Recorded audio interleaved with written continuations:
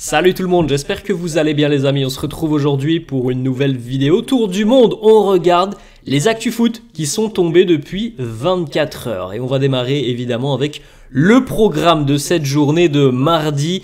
Programme alléchant pour les supporters du Paris Saint-Germain et plus généralement pour les fans de foot. Demi-finale, retour de Ligue des Champions ce soir au Parc des Princes. Le PSG va tenter de se qualifier pour la finale de la LDC. Le PSG reçoit le Borussia Dortmund. Score au match aller, 1-0 pour les Allemands. On enchaîne les amis avec cette petite photo. C'était il y a 5 ans. Le corner joué rapidement par les Reds de Liverpool face au Barça et cette fameuse remontada. L'histoire de la Ligue des Champions depuis quelques années maintenant nous a souvent offert des scénarios incroyables, invraisemblables. Et bien celui-là en faisait partie. On rappelle qu'au match aller, le Barça s'était imposé 3-0 face à Liverpool et donc qu'à l'aller, les Catalans étaient sur un nuage. Au retour à Anfield, la Furia Reds a emmené Messi vers une nouvelle humiliation en Ligue des Champions et ce fameux 4-0 avec le corner. Joué rapidement du côté des Reds et le but de Divock Origi. On continue les amis avec les entraîneurs qui ont la meilleure moyenne de points en Ligue 1 cette saison en ayant joué au minimum 10 matchs, ce qui est bien normal quand même.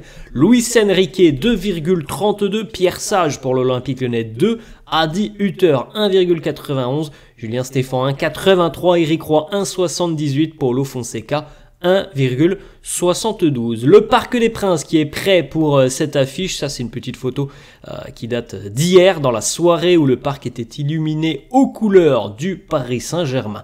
On va du côté de l'Olympique Lyonnais maintenant avec le résultat complètement fou des Lyonnais hier dans ce match décalé de cette journée de Ligue 1. Lyon s'est imposé 4-3 du côté de Lille.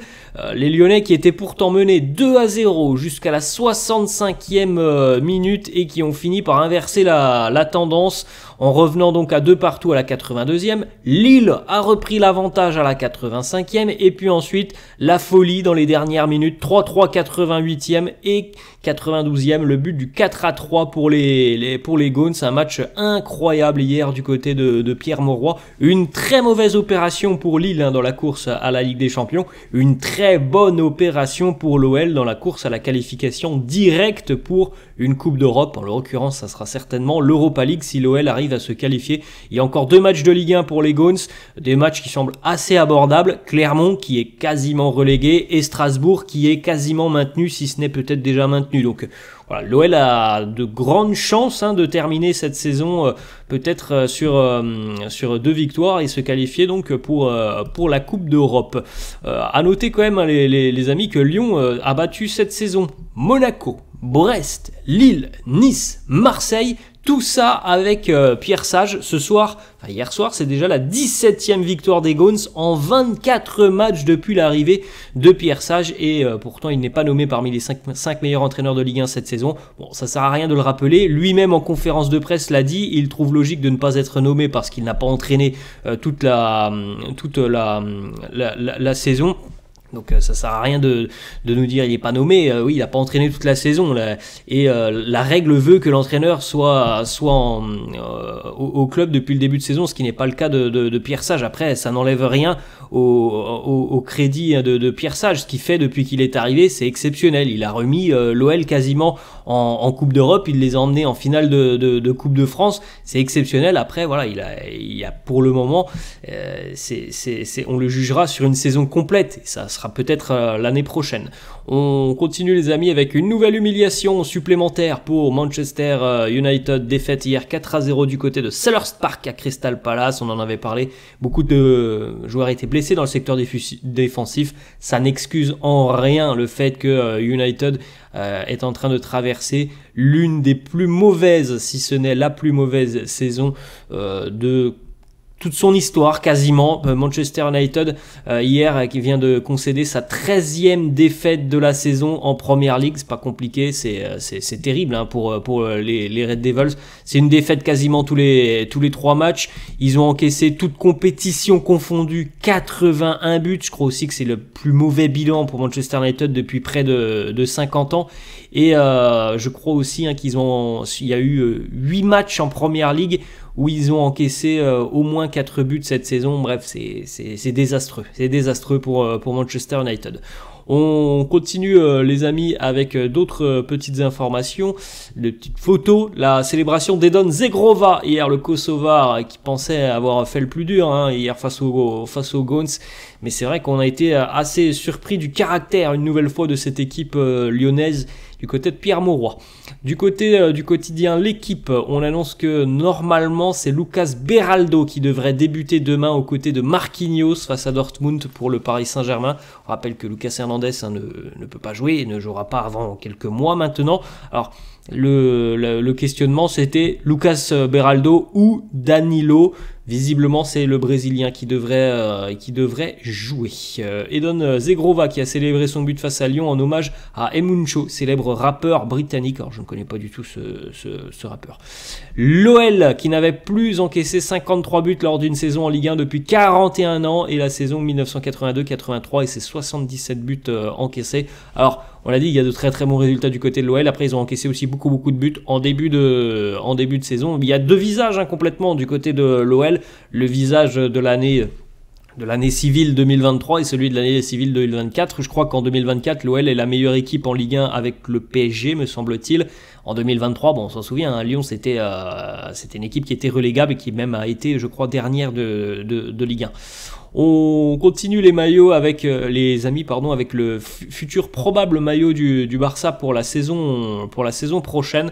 Voilà, il devrait ressembler à ça, le probable futur maillot du Barça. Il est plutôt très joli. On enchaîne avec, selon Arthur Perrault, le 11 probable du Paris Saint-Germain pour affronter Dortmund. Donc ce soir, Donnarumma dans les buts, Beraldo, Marquinhos en charnière, Hakimi à droite, Nuno Mendes à gauche, au milieu de terrain, Vitinha, Zahir Emery, Fabian Ruiz ou le sud-coréen Kang In Lee.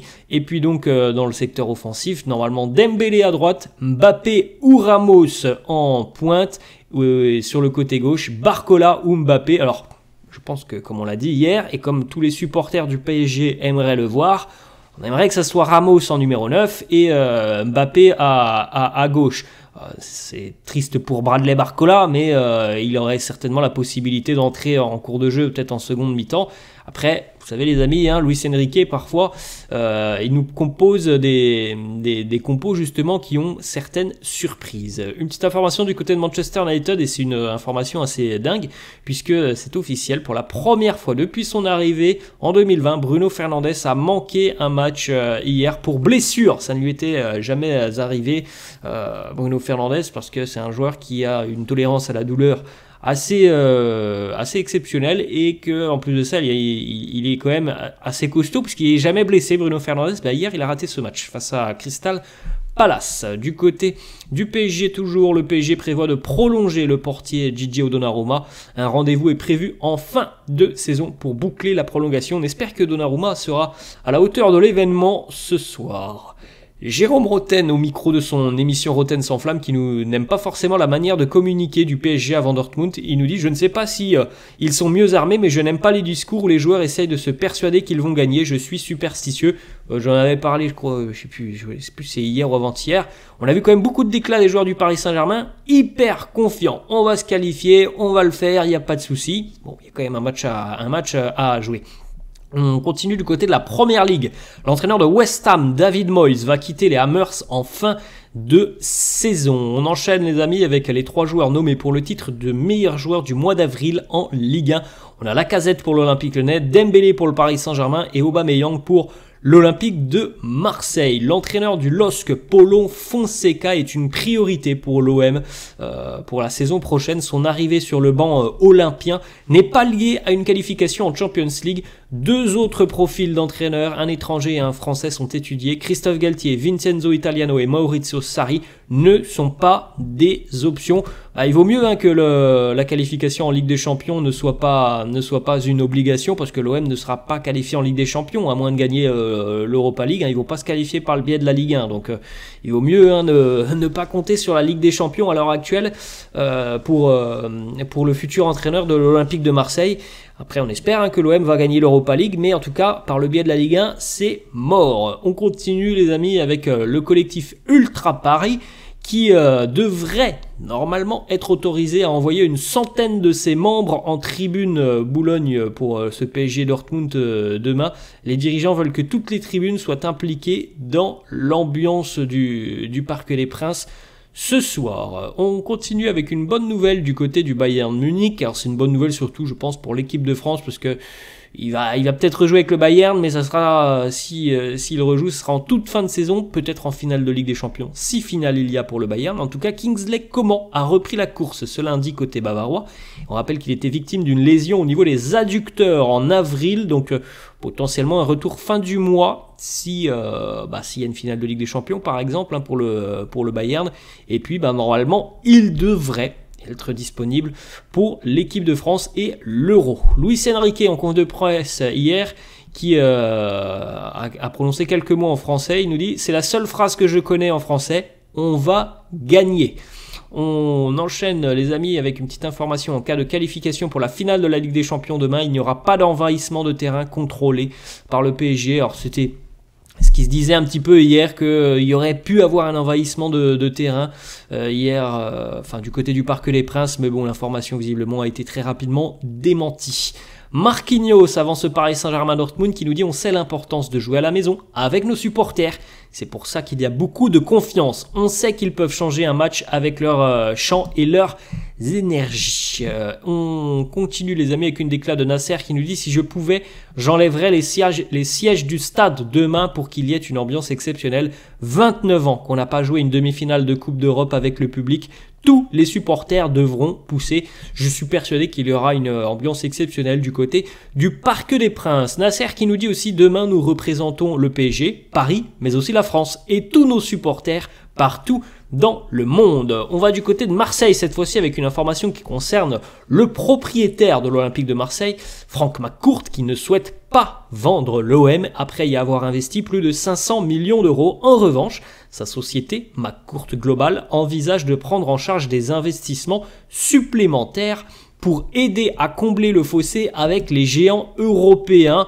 Alors, c'est difficile de croire en toutes ces déclarations parce que on a eu quand même lors de son arrivée l'OM Champions Project et depuis quelques années, depuis 3-4 ans maintenant, l'OM est toujours ric-rac niveau mercato, donc d'entendre qu'il va investir plus de 500 millions d'euros quand même, ça c'est quand même une déclaration assez dingue et je pense évidemment que du côté des supporters de l'Olympique de Marseille, on n'y croit pas beaucoup. On veut voir des actes et malheureusement les actes de Franck McCourt, on les voit pas beaucoup depuis quelques années. Il a investi, c'est vrai, du côté de Marseille, mais depuis 3-4 ans quand même, c'est difficile de voir l'OM réaliser des mercatos en dépensant de grosses sommes. Ils vont parfois tenter de faire de jolis coups sur des joueurs qui sont en fin de contrat, des joueurs qui arrivent libres. Mais des gros investissements, c'est jamais trop le cas du côté de Marseille, donc assez difficile de croire toutes ces paroles. On continue les amis avec le groupe du Borussia Dortmund demain pour ce soir pour le déplacement au Parc des Princes. Rami Ben Sebaini est absent, sinon tout le groupe est au complet. À noter le retour aussi de Sébastien Haller. On enchaîne les amis avec les tifos du Paris Saint-Germain sur les derniers matchs de Ligue des Champions, sur les dernières saisons. Donc normalement ce soir aussi on devrait avoir un joli tifo de la part des supporters du PSG. On continue les amis avec une petite information. Selon Fabrizio Romano, on en a parlé tout à l'heure, David Moyes ne sera plus l'entraîneur des Hammers de West Ham. Rulen Lopetegui serait tombé d'accord avec les Hammers, il sera le prochain entraîneur de West Ham. Simon Marcignac, le Polonais, va arbitrer la rencontre entre le Real et le Bayern ce mercredi en Ligue des Champions. On découvre aussi du côté bavarois le nouveau maillot domicile pour la saison prochaine. Tout de rouge vêtu, le maillot bavarois pour les matchs à domicile l'année prochaine. Voilà les amis, la fin de cette vidéo, j'espère que ça vous a plu. N'hésitez pas comme d'habitude à lâcher un petit pouce bleu, n'hésitez pas non plus à vous abonner à la chaîne, je vous laisse et je vous dis à la prochaine. Ciao à tous.